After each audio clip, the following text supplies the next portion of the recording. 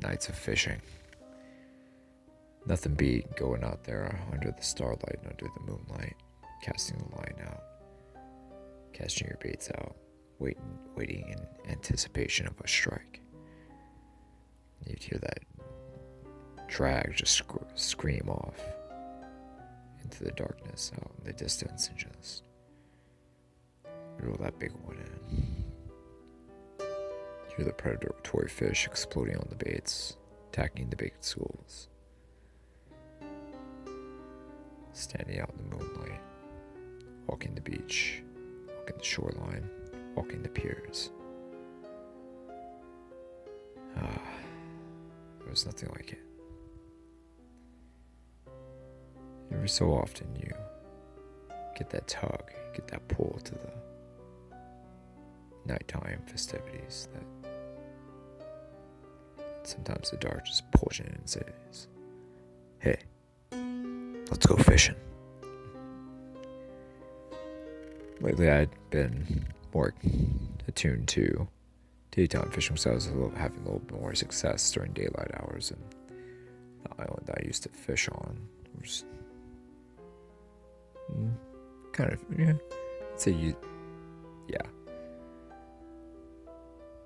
that used to fish on was starting to run out of nighttime spots. Well, I shouldn't say used to fish on because I haven't made my mind of whether I'm going to go back or not, but the place was running out of nighttime spots. A lot of the piers had begun to close at 9 or 10 p.m. and same could be said for most of the beach parks and shoreline. All except for the northern and southern ends and the bridges. Those are still open all 24 hours. On the south side section was open, and a large mile stretch of beach about on the north end was open all night as well. So it was rivalry weekend. My Florida State Seminoles had just beaten the Florida Gators, and I was super hyped. I'd already planned on going out to the northern end of the island and doing some night fishing, but I was extra pumped and I was determined to get that big one, so I readied my gear, got my jigs and my pole, and I headed out. Drove out about 15, maybe 20 minutes. Arrived at the location and parked on the side of the road where you were able to park and began to walk to the location. Just as you're getting to the beach, there's a small but pretty thick stretch of pine trees and bush. I flipped on my phone and turned on my flashlight that was on my phone. Lit up the area pretty good, and you could see all around you. Not a soul. I journeyed over a boardwalk that went over the sand, and pretty soon I was on the sand, and now it's a tree line. There's some bush on the sand, and I was finally in open beach. It's a very eerie looking autumn night. There was quite a bit of fog off in the distance in the bay, and the clouds covered up the moon, which was nearly full. The moonlight nearly shone through the cloud cover, but it was completely covered. The little light shone through, giving the landscape a very dark and eerie feeling. The atmosphere freaked me out. I'd never seen a place like this before. And to be honest, I was a little intimidated because the water just seemed to go on forever with the fog and the clouds, and it was a crazy visual. You had to actually see it to understand what I'm referring to, but it was crazy looking. The landscape, the fog, the clouds, it was just looked like something out of a horror movie or something. Just look like something you wouldn't normally see, even for this time of year. I shrugged it off and shook my head and tossed my jig out. Tossed it out,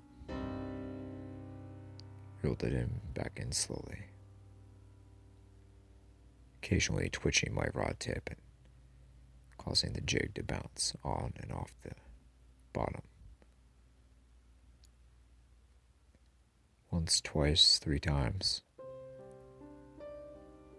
On the 4th time, something massive hit my jig. The drag screamed and the rod tip bent. Oh, I got a nice one, I think to myself. After a couple minutes, I began to realize that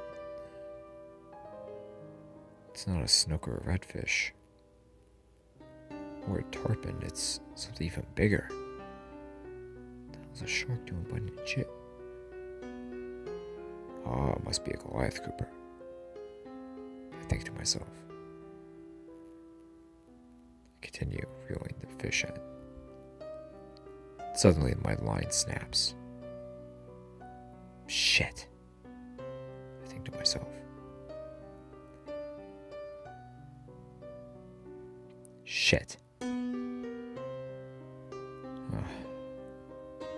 Just lost a good one. Both a good jig and a good fish. Go figure, I say to myself. Story of my life, I'm always notorious for losing large fish like this for some reason. It's really weird. I shake my head and I shake it off and I open my tackle box. Get another Firehawk jig. And begin to tie it on. Didn't have a headlamp with me, so I used my flashlight on my phone to use as light for tying my jig on. I tie on the new leader to the main line, and just as I'm beginning to tie the jig, I make out something to my left.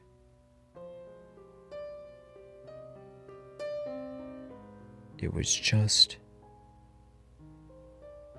within the light of the flashlight, but almost completely out, right on the borderline of being visible. It was an impossibly tall figure. 7, 8 feet tall, maybe.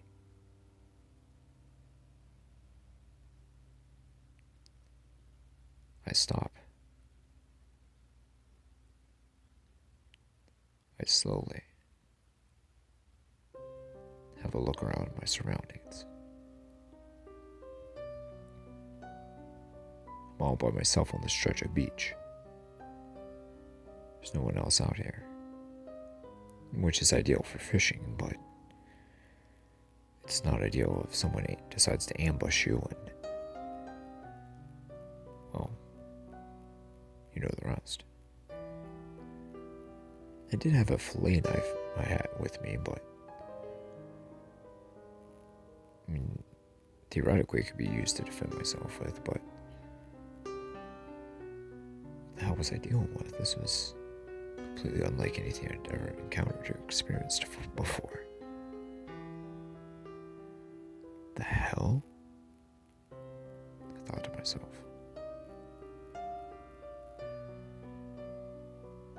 I blinked my eyes and shook my head.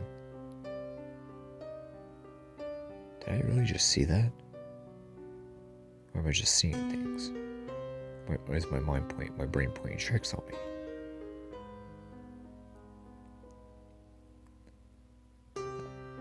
I regained my focus and I began to tie my jig again. This time on my right side I could make out another figure going from the water up to the sand dunes of the beach. It's a much smaller figure this time, around 4 to 5 feet tall, but there it was. It just ran by. Solid black. No visible features, just a black shadow.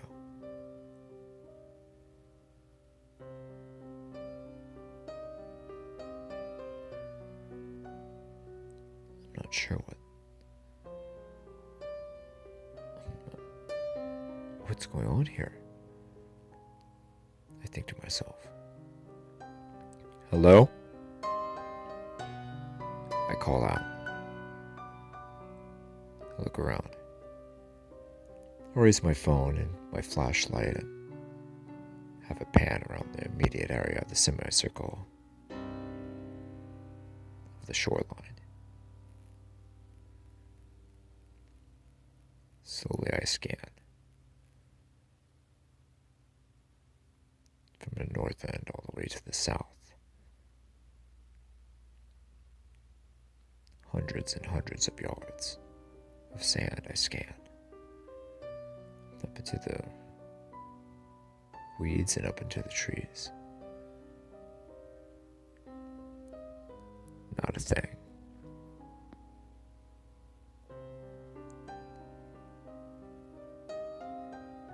Nothing. Hello? I call out again.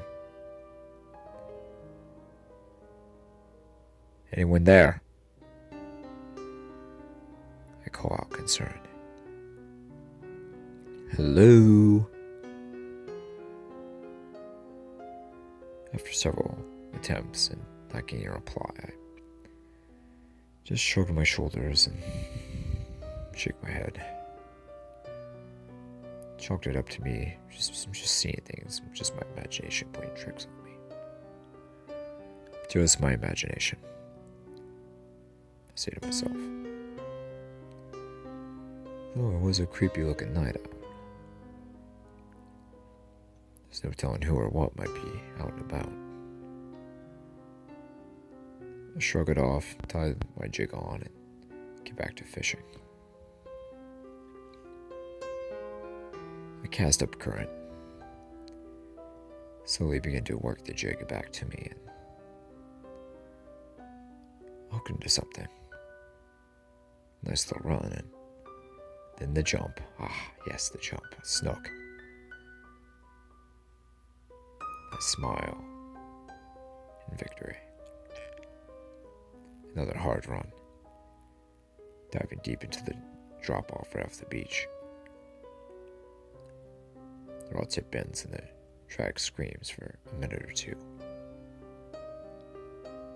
Another jump of the massive head of the snook piercing through the water. Finally, I get the fish to shore. A nice 40-incher. 40 inches exactly. As I put the fish against my measuring tape. I get her back in the water. Revive her for a few moments, and then I release her properly. Back into the deep.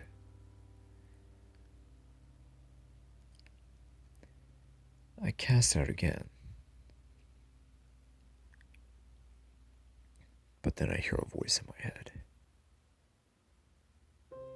It's okay for you to hunt here, to fish here, for now. But you need to be gone by 3 a.m.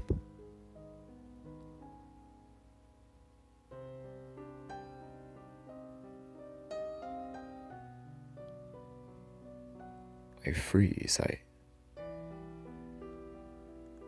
What? I said to myself. I turn around and I look. I put on the flashlight and I look around the beach and there's no one here.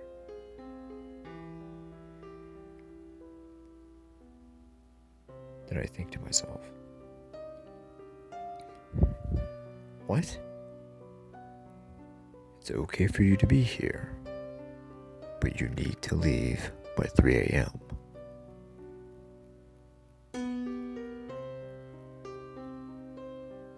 You're confused.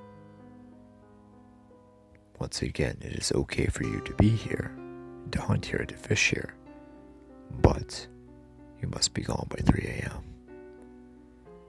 That is when we hunt.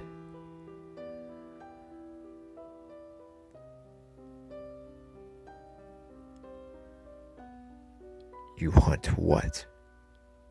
I say back, telepathically, in my head. That's our business, not yours.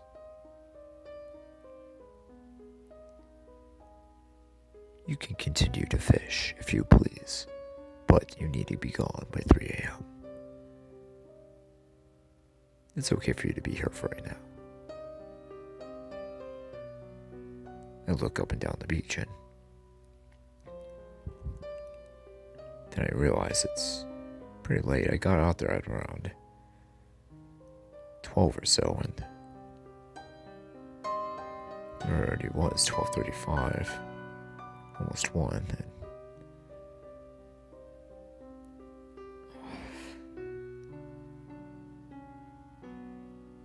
And who are you? What are you?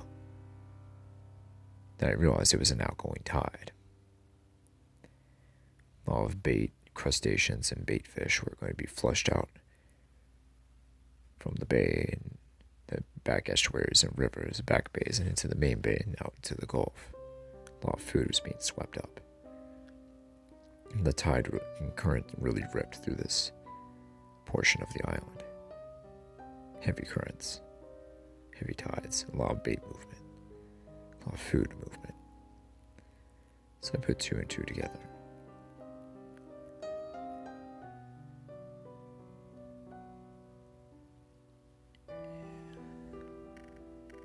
Okay, so what should I do then? I say telepathically. Enjoy yourself, said the voice. But you have to be gone out of here by 3 a.m. Not leaving by 3 a.m. Gone by 3 a.m. Do you understand? Yeah, I understand. I said back telepathically.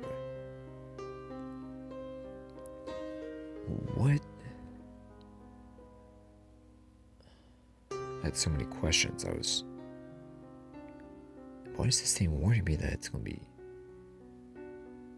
feeding at 3 a.m.?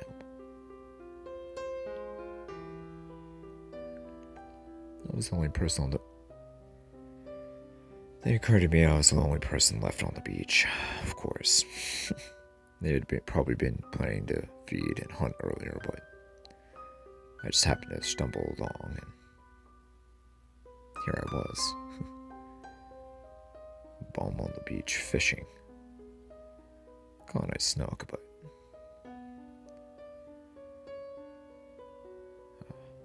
Okay, I'm kind of interfering with their hunt. They're being gracious enough to give me a couple hours to enjoy myself, so...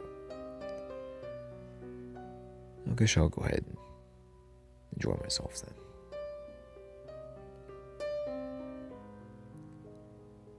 I came to cast my jig out. Got hung up on a lot of seaweed because the outgoing tide was already starting to flow. I casted and casted and casted. Until I caught on something. It was heavy. Can't reel it in. It was too heavy to be seaweed. It didn't have a sting. No, there was no running or jerking. It wasn't a stingray. It was on the bottom and it was...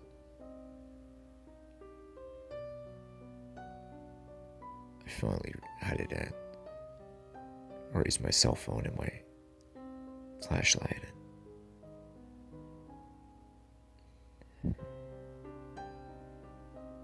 walked into a human skeleton.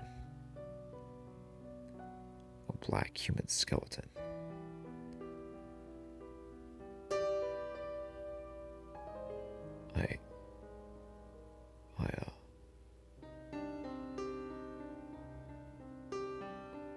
What the fuck?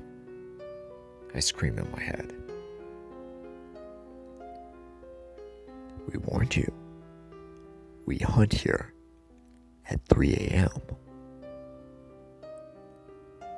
But I thought you were referring to the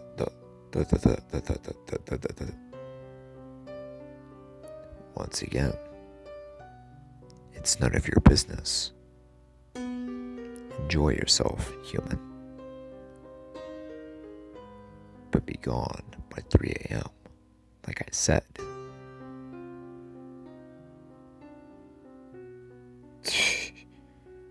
I shook violently.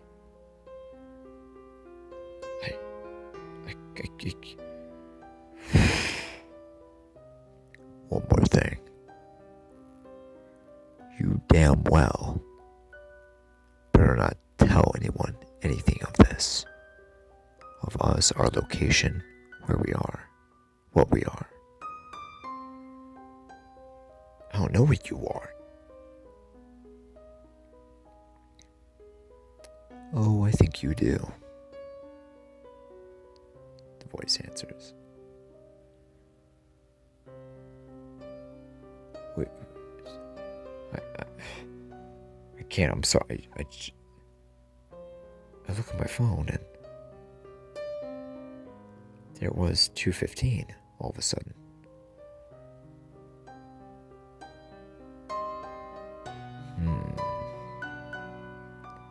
The voice says in my head. Getting closer. No! I scream. No. In the distance, I see a flash of red. 2 round red objects off the ground. About 7 to 8 feet off the ground. In a flash, they were gone.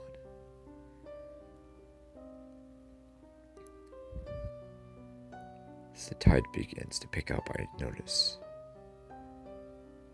human skulls beginning to wash up onto the shoreline. Then bones, hands, feet. Massive amounts of hands, feet, bones, skeletons everywhere coming from off the shore. No. Shake my head. I'm beginning to pack up my stuff. Buckle up my tackle box and hook my jig through one of the eyes of my pole and begin to head out. Use the flashlight on my phone to light the trail. We told you to be gone by 3 a.m. Look at my phone and it's 2:25. Yeah, okay, you proved your point. I'm going. Good man. The voice answered. Did you have fun? It asked. Whatever, I just went out of here, guys. Oh, you're getting out. You are getting out, aren't you? Yeah, I'm sorry I disturbed you guys. I didn't mean to piss you off. You didn't piss us off. Okay, it was amusing watching you. You're not like the other humans. You're different. We like you. How so? I asked. I'm not really quite sure. You have a respect about you. You respect things. You're kind. You're good.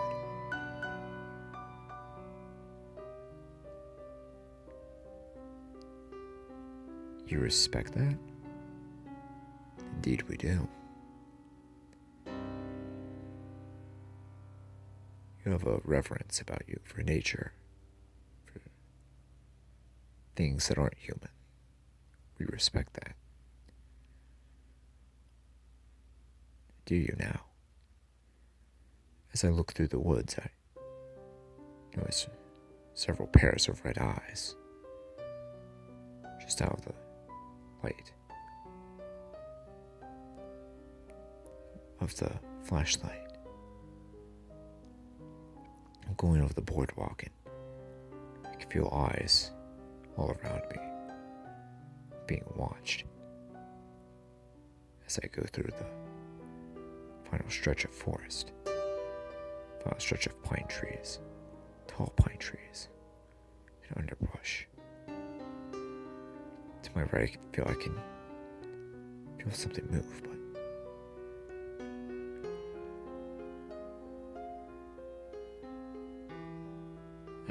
I shake my head and keep moving. I don't pay attention to the eyes. I keep moving. Oh, there it is, the opening. I'm almost there. One more step through the tree line. I'm out in the open road. I'm being held down.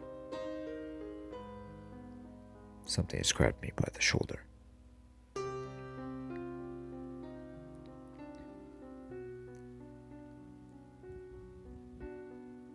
Once again, it's our little secret. You understand? Yeah, I understand. I feel you.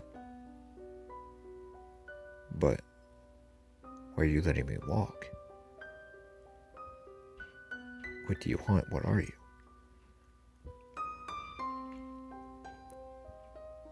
That's for us to know. Not you. You have a good energy about you. You're calm, you're kind, you're good. You love and respect things regardless of what they are. Your heart is pure, divine even.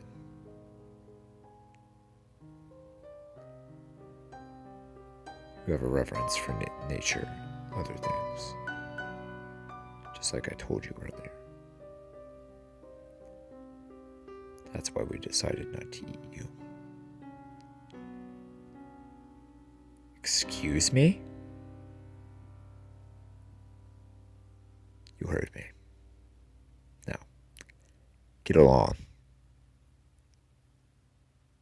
You're welcome to come back and fish when you want, but you must be gone when we say for you to be gone. Understand? Yes, I answered. We will be sure to enjoy the fish and the crustaceans while you're gone, the boys answered. And maybe a few, well, you have to use your imagination for that one, the boys answered. Now get along. Enjoy your night's rest. I nodded. I looked at my phone again. It was 2:30. Again, you're welcome to come back when you'd like. But when we are hunting, you must leave. I nodded and made my way back to my truck. A few minutes later, I was packing my stuff, my gear up into my truck and started the engine, hit the lights, and I was on my way back home.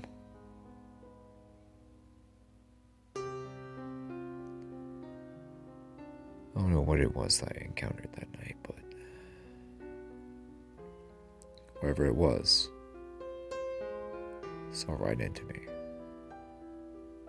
Saw right through me, even into my soul, into the depths of my soul. And thought I wasn't. Thought that was too good to be eaten, to be killed. I don't know why, but that brings a peace to my heart. hopefully brings peace to yours as well.